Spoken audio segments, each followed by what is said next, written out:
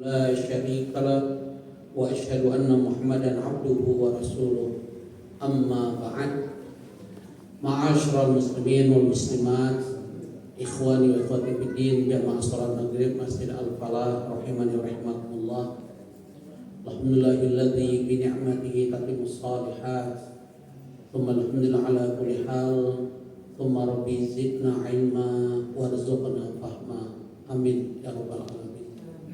Alhamdulillah, dengan rahmat dan izin Allah tak terasa hari ini berganti hari, bahkan tahun sudah berganti tahun. Kita sudah masuki tahun 2025 Masehi dan kita berada di bulan yang istimewa sebagai salah satu bulan haram, yaitu bulan Rajab, yang menurut Allah agak unik. 1 Januari itu bertepatan dengan tanggal 1 Rajab. Bahkan Muhammadiyah lewat metode hisabnya sudah menetapkan Ramadan itu jatuhnya tanggal 1 Maret. Dan Menteri Agama saat ditanya wartawan, itu haknya Muhammadiyah. Tapi tinggal kita tunggu bagaimana pemerintah lewat metode ruqyahnya. Semoga harapan dan doa kita bersamaan. Kalau tidak bersamaan, mungkin umat Islam negeri sudah terbiasa dengan perbedaan. Dan kita diingatkan oleh Rasulullah SAW, tidak buka ilah buka, tinggalkan keraguan kepada yang tidak ragu. Ada kaidah ushul fikih al-yaqinu la yuzal bisyak, keyakinan itu tidak bisa diganggukan oleh sebuah keraguan-keraguan. Bapak Ibu, bergantinya tahun, bahkan bergantinya hari, ada sebuah pertanyaan besar yang diingatkan oleh Rasulullah SAW. Apakah kita termasuk manusia yang terbaik? Apa indikator manusia terbaik? Kata Rasulullah SAW di hadis Sahih Bukhari, khairun nas man tala umruhu wa hasuna amal. Sebaik-baik manusia diberi umur panjang seperti kita, alhamdulillah.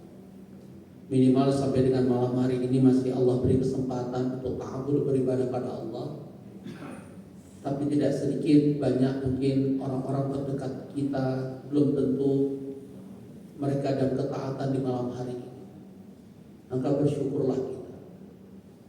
Dan termasuk khawatirlah kita dengan orang-orang terdekat kita yang masih jauh dengan Allah, yang masih tidak memenuhi kriteria yang disebutkan oleh Rasulullah SAW, khairun nas man tala amruhu hasuna amal. Sebaik-baik manusia diberi umur panjang, semakin baik amalannya, semakin dekat dia dengan Allah, semakin dia berusaha untuk mendapatkan rahmat dari Allah. Karena kita diingatkan oleh Rasulullah SAW, kita masuk surganya Allah bukan semata karena amal ibadah yang kita kerjakan, tapi kita masuk surganya Allah karena rahmat dari Allah. Bahkan beliau juga saat ditanya sahabat, termasuk engkau ya Rasulullah? Jawaban beliau, iya, aku masuk surganya Allah karena rahmat dari Allah. Maka pertanyaan, apakah kita termasuk khairun nas? Atau sebaliknya banyak di antara kita, atau termasuk saya menyampaikan, kita malah sebaliknya, wasyarrun nas man tala umruhu wa sa'amal. Seburuk-buruk manusia diberi umur panjang, semakin buruk amalan, semakin jauh dia dengan Allah, semakin tidak paham dengan hakikat kehidupan yang diberikan oleh Allah. Wa'iyadu billah. Kita berlindung pada Allah. Jangan sampai terjebak dengan kata-kata sesat menyesatkan. Tua-tua keladi, makin tua makin menjadi. Wa'iyadu billah. Jangan sampai terjebak dengan istilah di luar sana, muda foya-foya, tua kaya raya, mati masuk surga. Teori dari mana? Karena kita diingatkan oleh Rasulullah SAW, la tazalu qadami 'abdin yaumal qiyamah la arba. Gak akan bergeser kaki seorang anak Adam dari 4 pertanyaan nanti di hadapan Allah di padang mahsyar. Semua akan ditanya terhadap 4 hal. Inilah ujian kita sesungguhnya nanti di padang mahsyar. Apa yang akan ditanya Bapak Ibu? Semua kita akan ditanya. Apapun level, apapun status kita di kehidupan dunia. Yang pertama akan ditanya kata Rasulullah SAW, an umrin fi ma'af. Umur yang Allah berikan akan ditanyakan, kita gunakan untuk apa? Apakah kita termasuk khairun nas atau sebaliknya syarrun nas? Fahadainahun najdain. Semua kita diberi pilihan oleh Allah, dua jalan. Bahkan Allah ingatkan fa'alhamah fujuraha wa taqwa. Setiap kita diberi Allah potensi yang sama, mau ustaz, mau kiai, orang awam, semua kita sama pilihan potensi. Pilih fujur, kedurhakaan, futur, semakin jauh dengan Allah, makin malas beribadah. Apalagi selama bulan Rajab Sya'ban sering kita dengar satu doa, Allahumma barik lana fi Rajab wa Sya'ban wa balighna Ramadan. Ya Allah, beri kami keberkahan di bulan Rajab dan Sya'ban, dan pertemukan kami dengan Ramadan. Saya ingatkan, doa ini indah sekali. Berdoa dengan doa ini dibolehkan, karena Allah sebutkan dalam surat Ghafir atau surah Al-Mu'min, surat 40 ayat 60, ud'uuni astajib lakum. Berdoalah padaku, kabulkan doa. Hanya saja saya ingatkan, jangan mengatakan ini hadis sahih. Doa ini dari hadis sahih, ini menjadi pertanyaan. Ini harus bertanggung jawab orang yang menyatakan demikian. Karena diingatkan oleh Rasulullah SAW, man kadzdzaba 'alaihi muta'ammidan falyatabawwa maq'adahu minan nar. Yang berdusta atas namaku, dia mengatakan doa ini dariku, dia telah menyiapkan tempatnya dalam neraka. Jadi tolong, tadi saya sampaikan apa? Berdoa dengan doa ini silahkan, bagus. Tapi kalau menyandarkan ini sabda Rasulullah SAW, dia bertanggung jawab nanti di hadapan Allah. Dan dia telah menyiapkan tempatnya dalam neraka wajah. Maka umur akan ditanya, apakah semua kita mampu memanfaatkan bulan Rajab sebagai bulan yang kata Ibnu Abbas atau Abdullah bin Abbas radhiyallahu anhu, setiap amal soleh kita kerjakan di salah satu bulan haram itu pahalanya dilipat gandakan oleh Allah. Tapi saat kita melakukan kemaksiatan di bulan haram bulan Rajab ini, maka setiap kemaksiatan juga akan dilipat gandakan hukuman dan azabnya di hadapan Allah. Maka pertanyaan Bapak, dalam surveinya Allah, dalam pengamatannya Allah, manusia ini banyak memanfaatkan umur dengan sebaik-baiknya atau menyia-nyiakan? Pertanyaan yang paling mudah yang kita lanjutkan lagi dengan kaitan ini, orang-orang yang sudah meninggalkan kita, kan mereka hidup dulu seperti kita, betul tidak Pak Jo? Itu dalam surveinya Allah dan dalam pandangan kita, orang-orang yang telah meninggalkan kita itu lebih banyak yang bahagia atau menyesal Pak Haji? Dari mana Pak Jo tahu? Emang pernah mati? Ada hadis yang mengatakan. Hadis atau ayat? Ayat. Surat apa yang berapa? Bisa jawab hadiah umrah. Buka surat Al-Mu'min. Pertama, kita belum pernah mati. Yang kedua, tidak pernah kita dapat surat dari orang-orang mati. Betul tidak? Siapa yang pernah dapat surat? Mungkin ada mengaku wali, saya dapat surat dari orang mati. Itu bukan wali. Ya, karena nggak ada yang tahu tentang wali. Maka lihat surah Al-Mu'minun. Ini pernyataan Allah, surveinya Allah pasti benar. Beda dengan survei-survei ada di negeri ini, bisa dibayar. Bahkan ada istilah pagar misterius, yang 30 kilo nggak tahu siapa itu. Kan aneh, 30 kilo dia bangun nggak tahu siapa itu. Ada istilah swadaya, masyarakat akan merasa swadaya. Berapa penghasilan nelayan, tinggal swadaya. Coba aneh kan negeri ini. 30 kilo dibangun tuh bambu, nggak ada yang ngaku siapa pimpinan, siapa yang bertanggung jawab, ada nggak? Jangan jin ya Bang. Saya bayangin negeri Konoha ini. Padahal mayoritas umat Islam pengajian paling banyak. Maka lihat surah Al-Mu'minun surah 23 ayat 99 dan 100. Hatta idza ja'adakumul maut. Apabila salah seorang dari kamu datang ajal kematian. Sayang terjemahan kemenak berbeda. Apa terjemahan depan? Coba lihat Quran kita semua. Apabila salah seorang kafir datang ajal kematian. Pada lafaz dari Allah tidak ada kata-kata kafir. Nggak ada kata-kata hatta idza ja'alakumul maut. Kok ada kafir gitu? Dari mana kafir? Sehingga orang menganggap ini ayat untuk orang kafir. Padahal Allah tidak menyebutkan kata-kata kafir di situ. Betul Bang Syafruddin coba? Betul kan? Coba surah 23 99 coba. Hatta idza ja'alakumul maut. Apabila salah seorang dari kamu datang ajal kematian. Apa perkataannya kata Allah? Qala rabbirji'un. Ya Tuhanku, kembalikan aku ke dunia. Allah nanya untuk apa? Selama ini aku beri kau kesempatan hidup di dunia, terus kenapa minta kembali ke dunia? Saat datang aja. Apa jawaban orang ini? La'ali a'malus shalihan fima tarak. Aku ingin beramal soleh selama aku tinggalkan. Aku tahu ini bulan Rajab. Apa semua jamaah falah punya komitmen mengkhatamkan Quran minimal sekali selama bulan Rajab?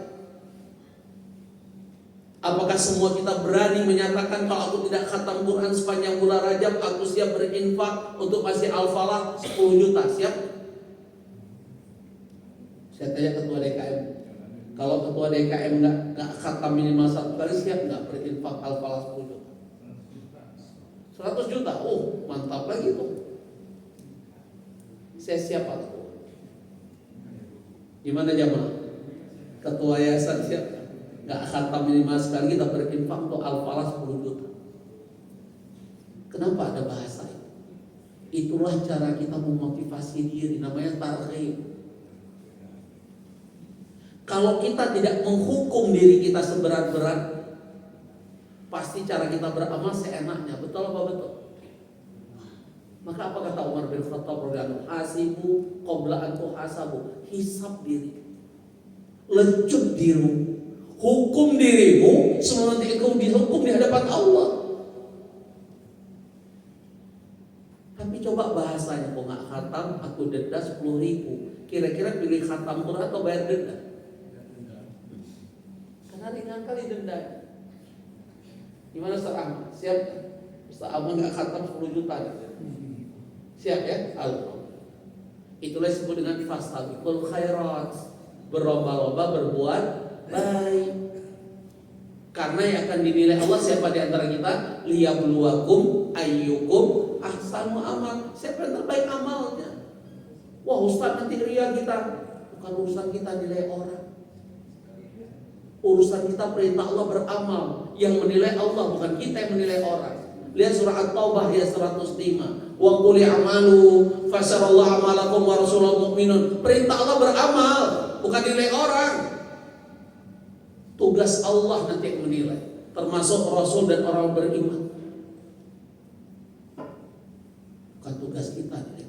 Tugas kita beramal yang terbaik. Supaya kita selamat. Supaya kita masuk dalam kategori khairun nas. Supaya kita nanti di akhir hayat mendapatkan rahmat ridha Allah. Dan saat ajal kita tiba, Allah memanggil kita dengan panggilan sangat indah. Ya ayyatuhan nafsul mutmainnah. Wahai jiwa-jiwa yang tenang. Irji'i ila rabbiki radiyatan mardiyah. Kembali ke Tuhan dengan penuh keridhaan. Karena kita yakin kita membawa iman dan amal. Fadkhuli fi ibadi wadkhuli jannah. Saat kita menjadi hamba Allah, jaminannya apa? Surga. Maka salah satu yang akan ditanyakan umrin fi ma'af. Dan Allah sudah gambarkan betapa banyak manusia menyesal saat Allah memanggil mereka. Semoga bukan kita Bapak dan adik-adik. Ingat, yang muda juga akan meninggal saya. Selama kalian sudah balik, kalian mukallaf. kalian mendapatkan hukum beban syariah. Ada hisab. Makanya enak meninggal belum jadi mukallaf, belum balik. Gak ada hisab. Tapi kita juga nggak bisa merancang. Ya Allah, wafatkan aku sebelum balik, nggak boleh. Maka apa jawaban Allah? Kalla innaha kalimatun waqai'u, lihat surah Al-Mu'minunnya ayat 100. Sesudah Allah bertanya untuk apa kalian tak kembali ke dunia, mereka mengatakan kami akan beramal soleh. Apa jawaban Allah? Kalla, sekali-kali tidak. Innaha kalimatun waqai'u, itu ucapanmu semata, darimu semata, alasan. Sekian lama aku beri kalian umur. Bahkan berkaitan umur itu ada istilah. Ada yang disebut dengan usia jelita, jelang 50 tahun. Dan satu-satunya ayat Allah sebutkan tentang umur manusia dalam surat Al-Ahqaf, surat 46 ayat 15. Hatta idza balagha asyuddahu balagha arba'ina sana. Saat seseorang mencapai usia dewasa. Berapa usia dewasa dalam pandangan Allah dan pandangan Islam? Yaitu 40 tahun. Makanya Nabi kita Muhammad SAW dianggap jadi seorang Rasul usia berapa? 40. Itu usia matang, maturity age, golden age, usia emas. Siapa yang bisa menikmati usia emas ini? Lihat perintah Allah dalam surah Al-Ahqaf ayat 15. Kalau kita mampu mewujudkan 5 hal itu, berarti kita masuk dalam generasi emas. Rabbi auzi' an ashkura ni'mataka allati an'amta 'alayya wa 'ala walidayya. Ternyata usia 40 perintah Allah sudah banyak bersyukur, bukan banyak mengeluh. Ayo jujur, kita ini dari hari ke hari banyak syukur atau mengeluh? Surveinya Allah, manusia ini banyak bersyukur atau banyak mengeluh? Hah? Dalilnya mana? Emang pernah buat survei?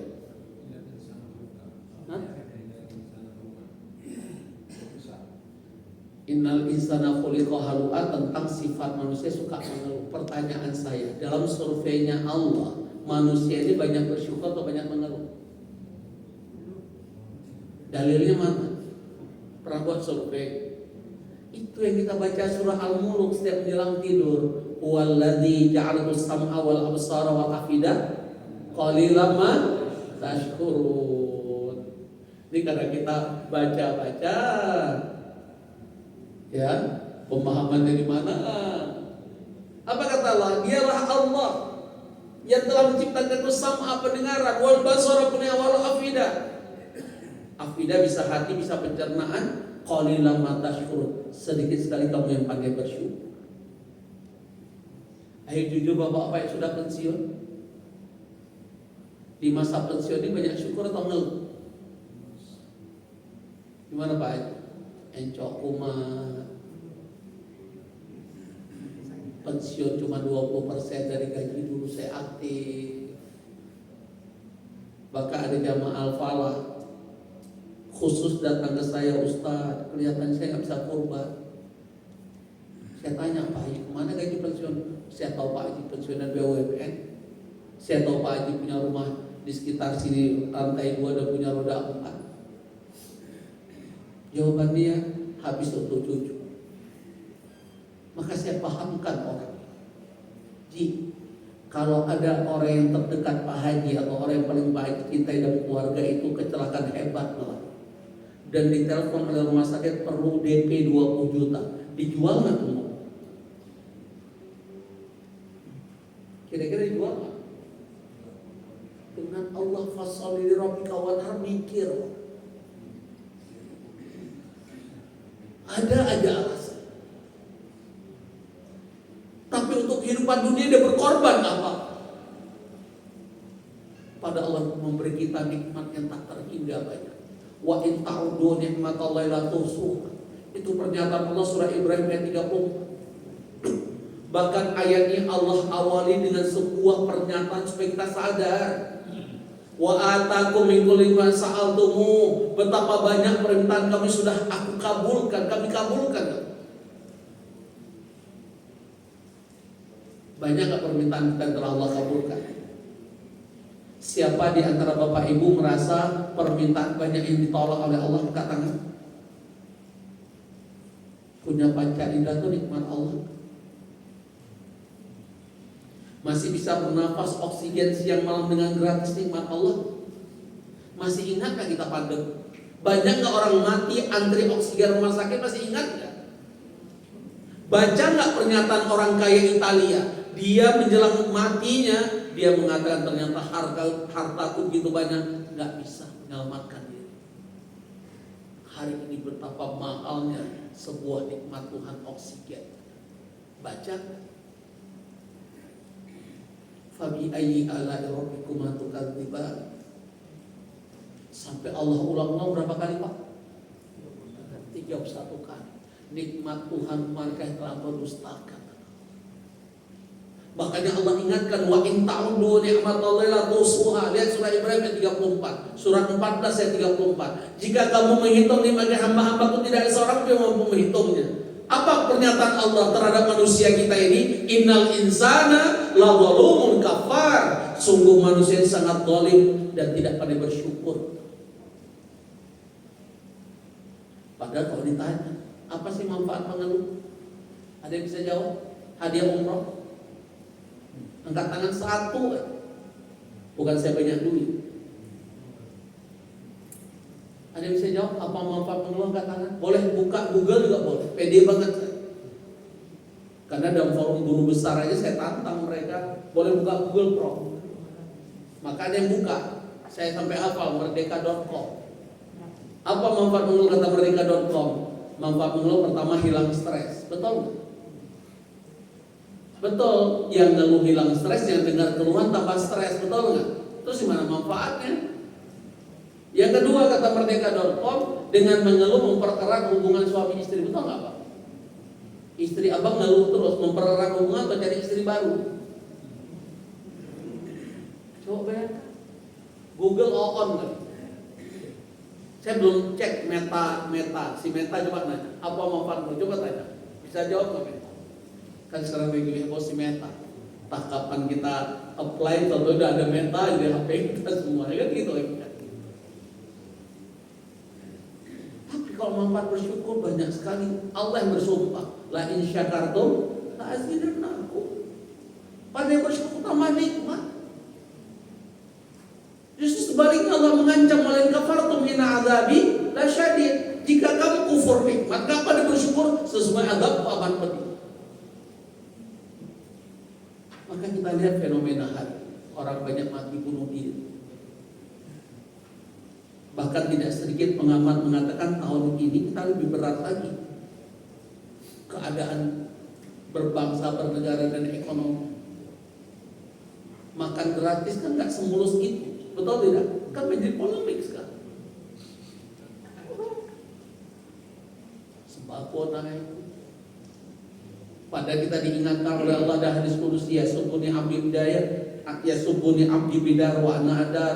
Hambaku telah mencela aku dengan masa, keadaan, cuaca. Padahal aku yang mengatur masa, keadaan, cuaca.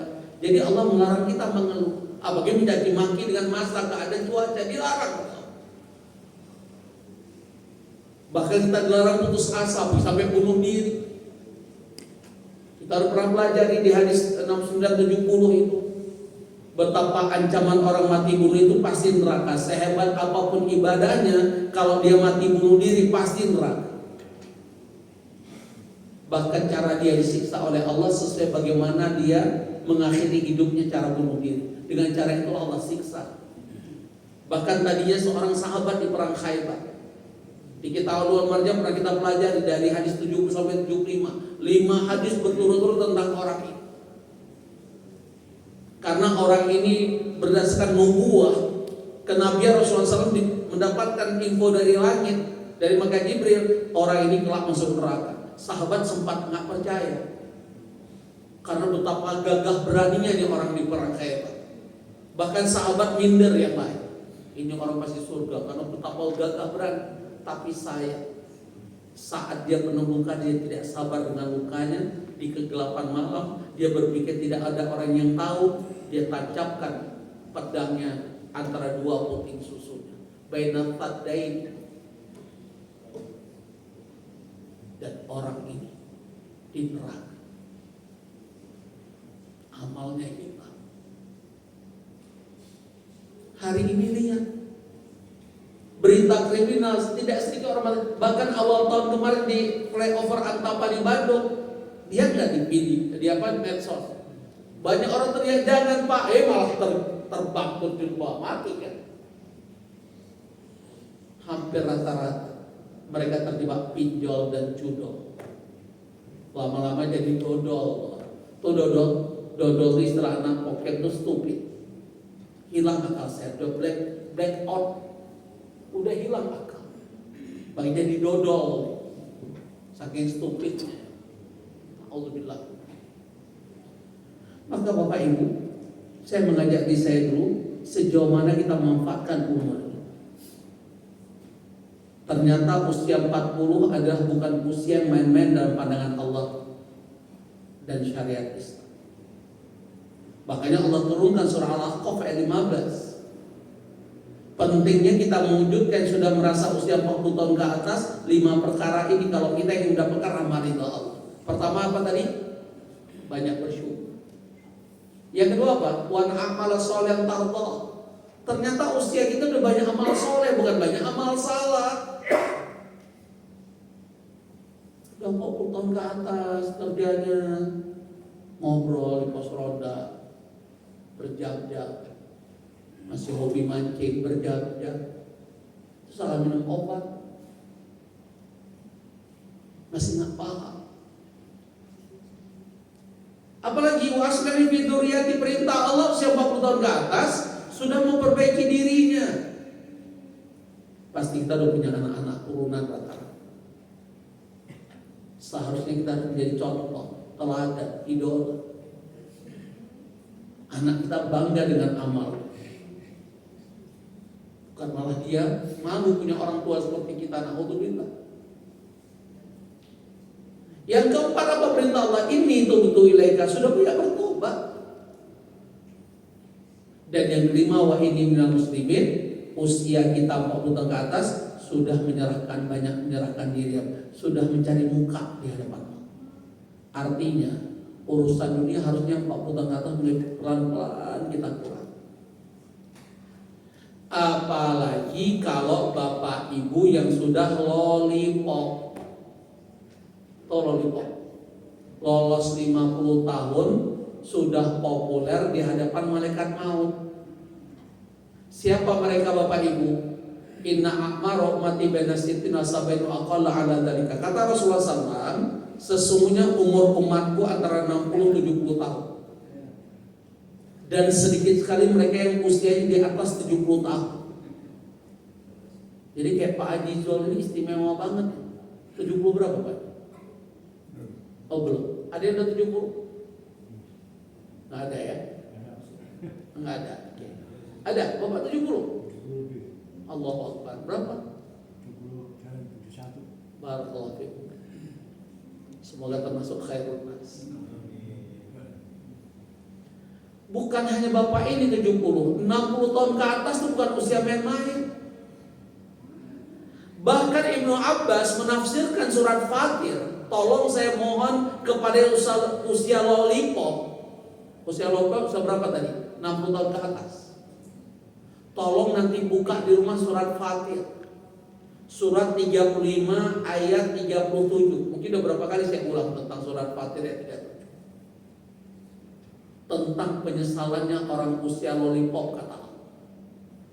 Walaupun Allah tidak menyebutkan secara eksplisit usia 60 tahun ke atas, tapi Ibnu Abbas menafsirkan ayat tentang usia 60 tahun ke atas. Lihat apa kata-kata Allah. Wa hum yastarikhuna fiha.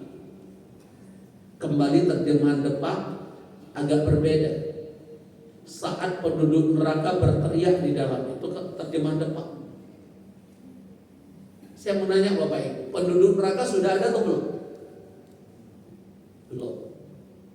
Setuju? Udah ada atau belum penduduk neraka?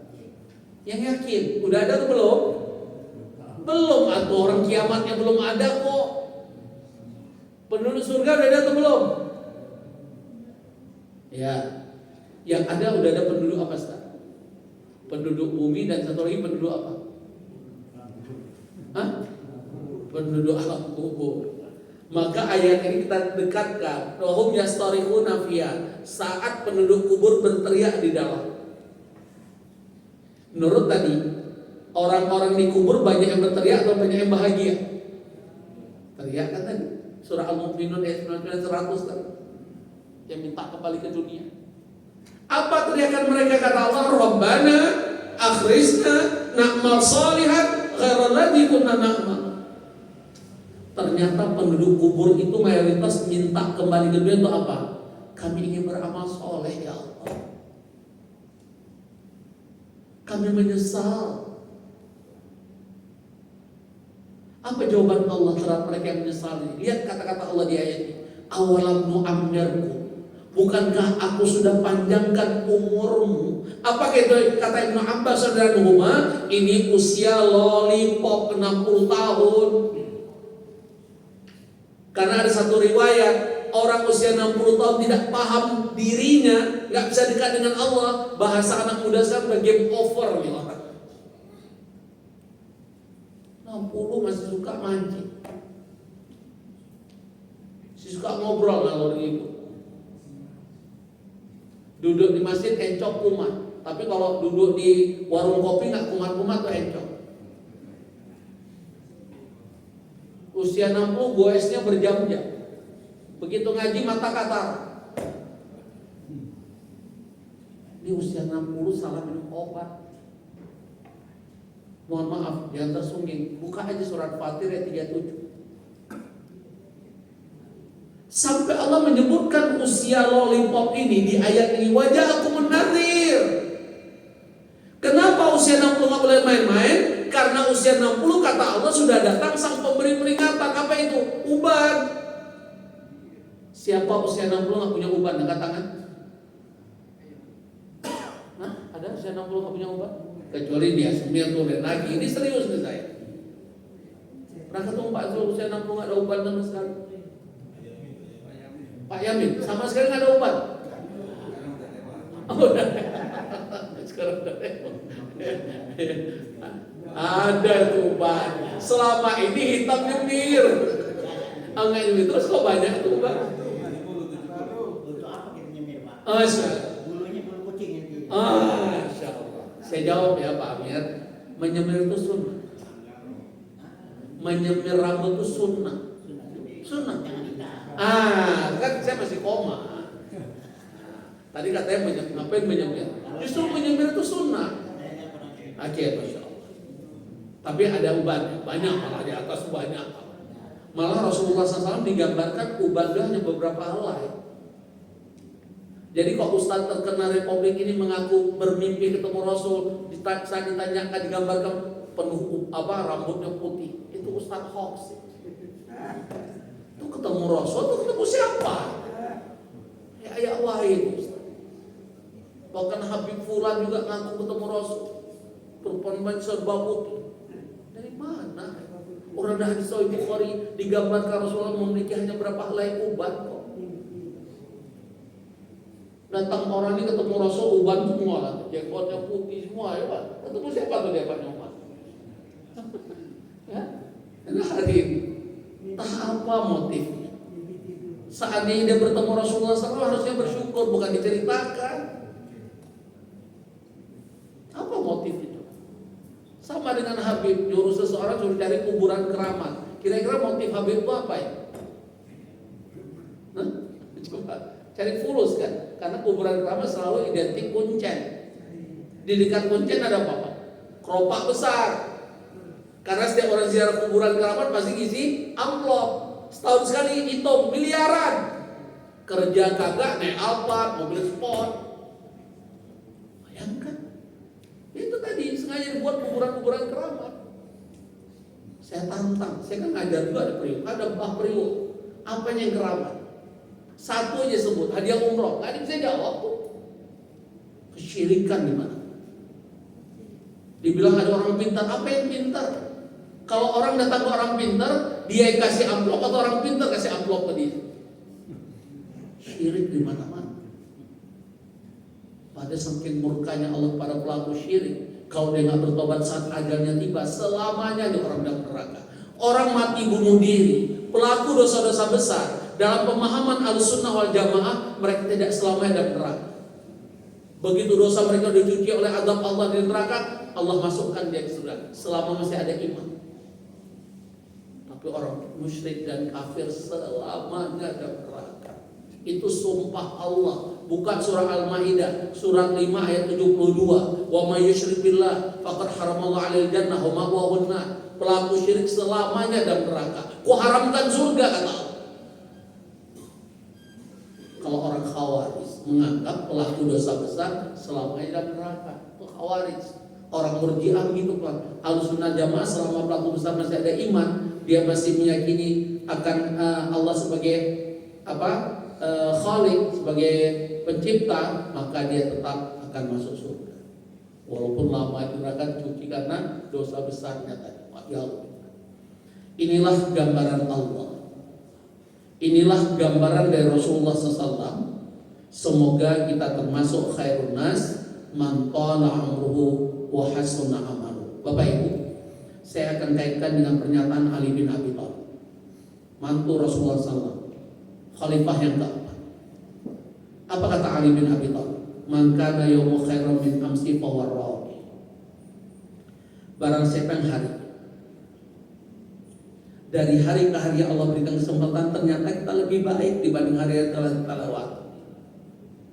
Dalam hal sebagai seorang hamba Allah maupun urusan keduniaan kita. Karena sekali lagi Islam tidak melarang kita menjadi orang hebat di muka bumi. Tapi yang diingatkan, jadilah orang bertakwa sehebat apapun kita. Karena ketakwaan itulah yang memuliakan kita di hadapan Allah. Takwa itulah bekal yang terbaik, kata Allah. Wa tazawwadu fa inna khairaz zadi taqwa. Berbekallah sebagai bekal ada ketakwaan. Kemuliaan kita di hadapan Allah karena ketakwaan. Inna akramakum indallahi atqakum. Maka satu ulama ditanya, siapa yang lebih mulia di hadapan Allah? Orang miskin yang bersabar atau orang kaya yang pandai bersyukur? Jawaban ulama, siapa yang paling bertakwa di antara mereka? Walaupun Rasulullah SAW menyampaikan penghuni surga terbanyak orang miskin. Kalau begitu jamaah al-falah pilih miskin atau kaya? Penghuni surga terbanyak orang miskin. Kalau begitu pilih jadi orang kaya atau orang miskin? Nah, apa-apa paradok ya. Kita ikut presiden. Kan presiden tulis buku tentang paradok. Tapi cara dia nyusun kabinet paradok juga emang. Ya, pidato dia pertama udah paradok gitu. Nah itu contoh. Ya. Terus yang duluan masuk surga orang miskin atau orang kaya? Kalau begitu pilih miskin atau kaya? Kaya, semangat, cocok, saya juga setuju. Tapi pertanyaannya, mana lebih mudah melewati ujian kekayaan atau ujian kemiskinan? Kalau begitu pilih kaya atau miskin? Kaya lagi. Bapak Ibu, saya jujur hafal saya satu doa yang diajarkan Rasulullah SAW. Tapi nggak berani saya berdoa apa itu. Kau nggak isi doanya? Allahumma ahyini miskinan. Ya Allah, hidupkan aku dalam keadaan miskin. Wa amatani miskinan. Wafatkan aku dalam keadaan miskin. Wahsyur yaumal qiyamati miskin. Kumpulkan aku di hari kiamat bersama orang miskin. Hafal kan saya?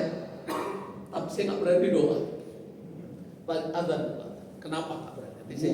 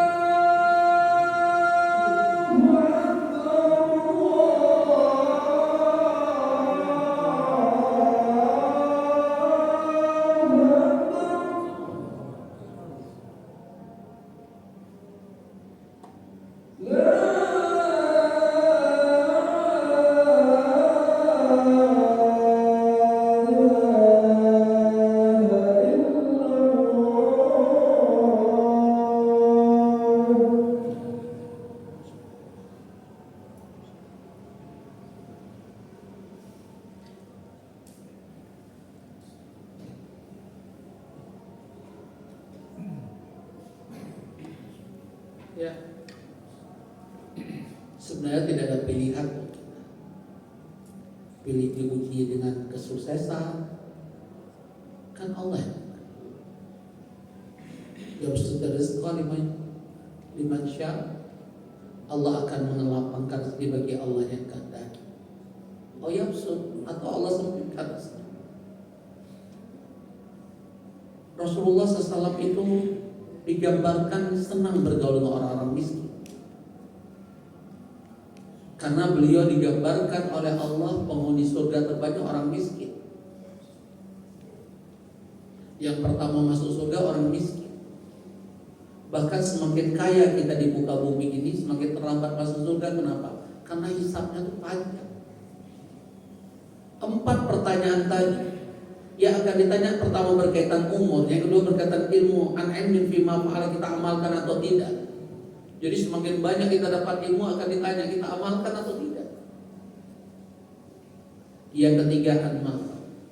Saat ditanya tentang harta 2 pertanyaan. Enak tasabaf wa fima aina anfaq. Dari mana kita peroleh dan kemana kita infak. Makanya orang kaya terlambat masuk surga karena hisabnya tuh panjang. Tapi kita nggak siap jadi orang miskin, termasuk saya. Karena saya pernah diuji Allah lewat tsunami. Yang paling berat ujian kemiskinan itu apa? Bukan cari makan. Apa kira-kira? Siapa pernah jadi orang miskin?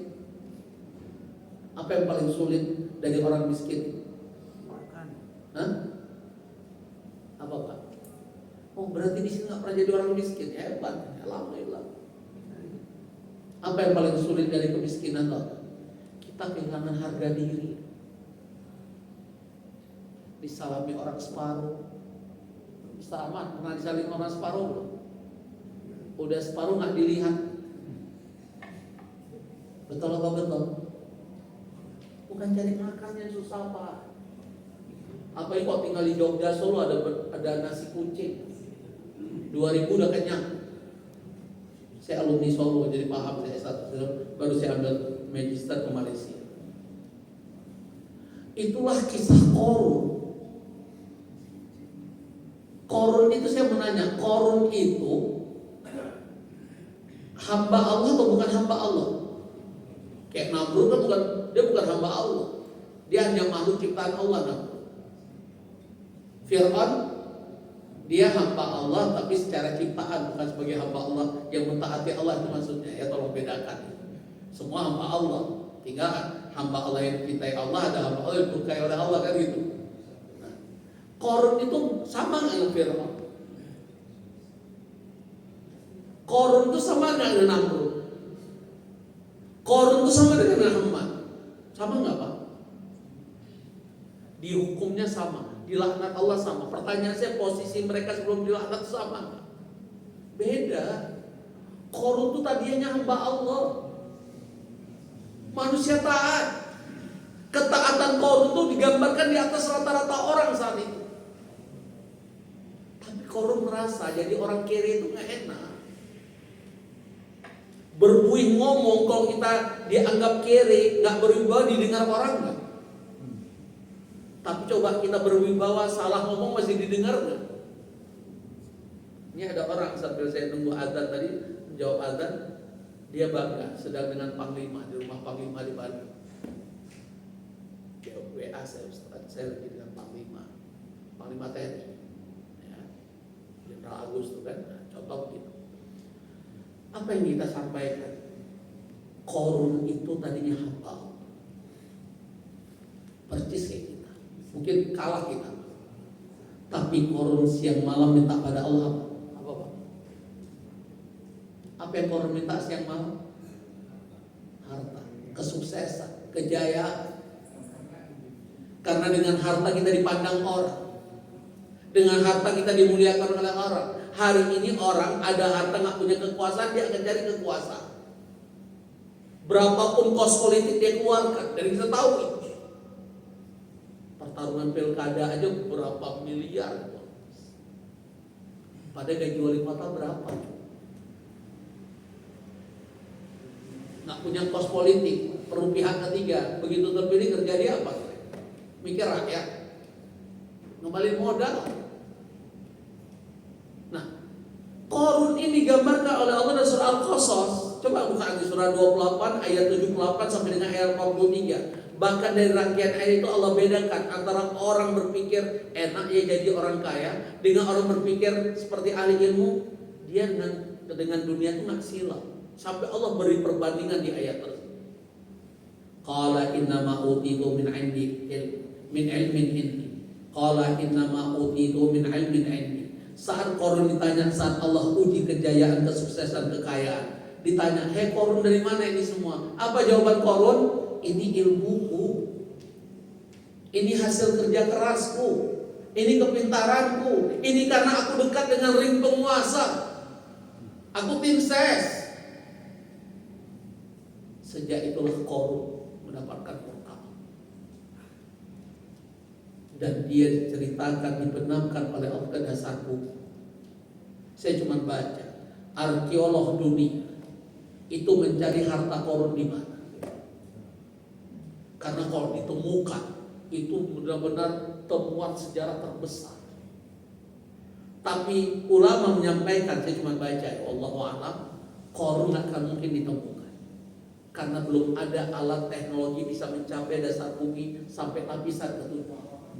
Karena Allah benarkan Qarun sampai ke dasar bumi. Bahkan ada yang mengatakan di mana Qarun? Allah benamkan di Laut Mati. Saya 2 kali ke Laut Mati, tidak ada biota laut di laut. Bahkan kalau kita berenang nggak tenggelam, mau pakai gaya batu nggak akan tenggelam. Kenapa? Karena kadar garamnya tertinggi, makanya nggak akan tenggelam. Ya, wa iyadzubillah, sayang Jordan membolehkan turis-turis kafir itu mereka seenaknya telanjang di sini. Bahkan air Laut Mati, garamnya Laut Mati itu diperjualbelikan dengan alasan obat anti-aging, obat awet muda. 1 kilo garam 1,5 juta. Itu dulu waktu saya pertama ya, untuk mengencangkan kulit kan. Padahal perih banget. Wallahu a'lam. Di mana Qarun? Kita hanya cuma mencoba membaca-baca saja. Yang jelas arkeolog dunia sedang mencari mana harta Qarun. Di waktu tinggal 5 menit. Saya ingin menyampaikan 6 program utama supaya kita bisa masuk kategori yang dikatakan oleh Ali bin Abi Thalib, "Man kana yaumu khairum min amsi fawara." Apa 6 program tersebut? Pertama, ayo dari hari ke hari hidup kita banyak bersyukur, bukan banyak mengeluh. Yang kedua, saya percepat, saya terangkan. Dari hari ke hari lisan kita, bibir kita itu dipenuhi, dibasahi dengan kalimat istighfar. Karena ada 5 janji Allah kepada manusia yang hidupnya banyak istighfar, bukan banyak mengeluh. Tolong nanti di rumah buka Bapak Ibu suratmu, surat 71 ayat 10 sampai 12. Faqul astaghfiru rabbakum innahu kana ghaffara. Ternyata dengan istighfar Allah ampuni dosa-dosa. Makin banyak mengeluh makin ditambah dosa. Yursilis sama alaikum midrara. Ternyata orang banyak istighfar dan ya Allah kau turunkan rahmat dalam hidup. Kalau istilah orang Sunda dibuat hidup kita waluya oleh Allah. Kapal perlu ayat, kata orang Jawa waluyo, kapal perlu ono. Istighfar, sembako naik istighfar, hujan melulu istighfar, bukan mengeluh. Hujan melulu ya. Baru cuci mobil habis 50.000, begitu keluar hujan udah ngeluh. Ada baru habis 50.000. Na'udzubillah. Wa yumditkum ya amwal. Ternyata kalau kita ingin banyak harta, perintah Allah banyak istighfar, bukan banyak ngeluh.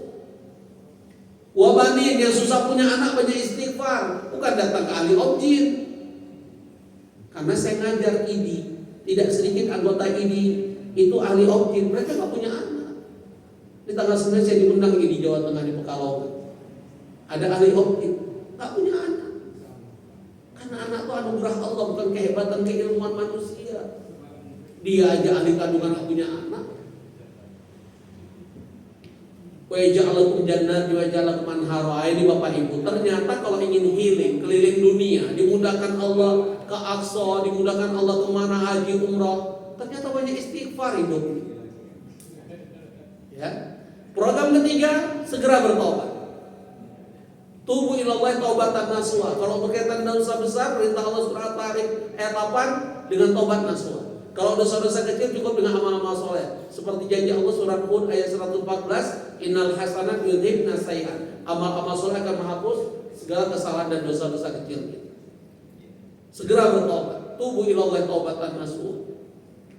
Sebanyak apapun dosa kita, selama kita bertobat di hadapan Allah, ajal belum sampai kerongkongan, matahari belum terbit sebelah barat, janji Allah dan Rasul diampuni seluruh dosa manusia.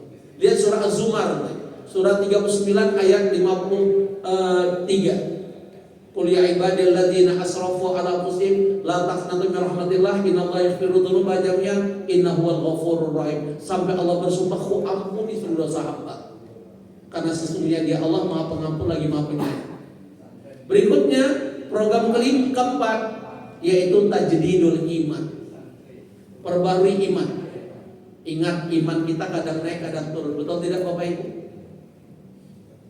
Kenapa dia naik? Bittah. Karena kita bangun ketaatan. Kapan iman kita tergerus terdegradasi? Karena penuh dengan kemaksiatan. Bagaimana menjaga iman? Dengarkan nasihat Rasulullah SAW. Zikrullah, sering ingat mati. Coba kita sedang malas baca Quran, ingat mati, melek teman-teman. Sedang pelit-pelitnya dengan alasan lagi banyak kebutuhan, ingat mati, jaya infak terakhir kira keluar nggak keluar. Dan yang kedua, qiraatul Quran, sering baca Quran, pahami maknanya supaya kita terus terjaga keimanan. Program kita 5, Nahdlatul Amal. Apa yang arti Nahdlatul Amal? Tingkatkan amal-amal soleh, apalagi di bulan Rajab ini. Demikian juga di bulan Sya'ban. Karena ulama mengibaratkan Rajab bulan menanam, Sya'ban bulan menyemai, Ramadan bulan panen. Artinya kesuksesan kita di bulan Ramadan sejauh mana kita menyiapkannya sejak bulan Rajab dan bulan Sya'ban. Dan terakhir karena waktu muhasabah, yaitu terus kita bercermin, mempertanyakan diri kita masing-masing, aku udah siap mati belum? Sehebat apapun aku, semua orang mengagumiku, saat aku mati bekal apa yang bawa saat menghadap dengan Allah? Itu yang perlu kita pertanyakan masing-masing. Semoga jawabannya Allah ridho dengan kita semua. Hanya ini, mohon maaf segala kekurangan saya. Fastabiqul khairat, hasbunallahu wa ni'mal wakil, wa basyiril mu'minin. Subhanakallahumma wa bihamdika, asyhadu an la ilaha illa anta, astaghfiruka wa atubu ilaik. Mohon maaf segala kekurangan saya. Assalamualaikum warahmatullahi wabarakatuh.